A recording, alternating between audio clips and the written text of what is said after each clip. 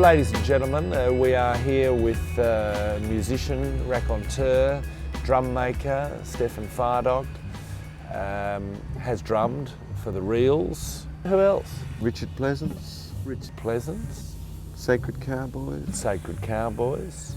I did a stint in country and western until I retired.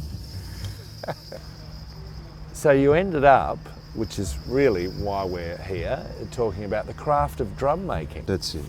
How did that happen? Music got very, very quiet in the pubs, you remember. Particularly the snare drums I was using, you couldn't get anything out of them when you played them very, very lightly. We played so quietly one evening that we could hear a woman's conversation on a mobile phone about 6 feet away, but you couldn't hear my snare drum at all. So I came to see Charlie. Charlie's a man who inspires confidence, and we clicked. And 3 and a bit years later, we're still here, using better wood and making really good drums. What do you look for in a tree? What I'm looking for is tonal. That's about how open the grain is. You can get really dense timbers in Australia that are just too hard. The sound you're going to get out of that is going to be very bright, Right. and a very short note. I like drums that are very open, very musical. And the best wood that I've found for that is Blackwood. And there's some of that here. This is from Tassie. In the grain, some of it's open and some of it's very tight. Right. So how porous the timber is going to affect the sound by what frequencies it absorbs. Right. It's quite technical, isn't it? It is quite technical. What was your first drum kit? It was an Olympic gold sparkle, cost me $100, and it sounded awful. It really sounded awful, and I loved it. The drums feel different. They have wood hoops. They have solid timber wood hoops. You cut this into a stick. Yep. You heat it up in a Yep. steamer. You bend it around a form. You put finger joins at each end. You join it together into a circle. Yep.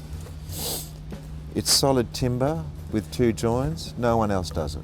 The whole drum in front of you is something you can hit. You can hit the hoop, you can hit the skin. It's a different quality. If you've ever played a handmade acoustic guitar, Yeah. it feels different to something that's Yeah. just churned Mass out. produced. They sound different, and the better you can play, the better they sound. Right.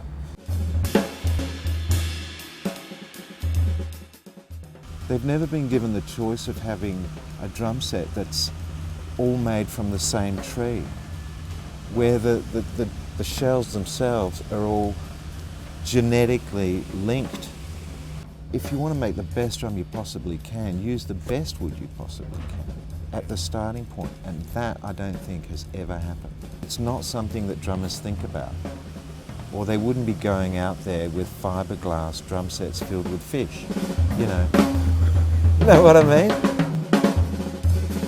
And could Australia be leading the way? Australians, for some reason, are fantastic craftsmen, you know. There's Stewart and Sons up in Newcastle who make arguably the best grand piano in the world. Gerard Gillette makes the best acoustic guitar in the world. Australians are very ingenious. Why is that, I wonder? I don't know. I think it's from early days of having to adapt to you know, To survive in this harsh environment. Yeah. I think it comes from that. Who are your favourite drummers? Oh God, Elvin Jones. Jazz? Yeah. What about rock? John Bonham. John Bonham from Led Zeppelin. Yeah, that's right. Why? He was a genius, I think. The leading drummers, everybody who comes after them learns to play as well as them and better. Yeah. But it's actually thinking of this stuff that makes the difference. You're taking your drums to the world. Yep. How's that? How have you done that? I spent a lot of time just establishing a network. Yeah. To build the brand on the back of drummers talking about my drums. I did 2 expos in Europe. I've done clinics in Italy. Some good drummers use my stuff and that helps as well. Drums keep getting better and I'm really looking forward to this next trip. Yeah.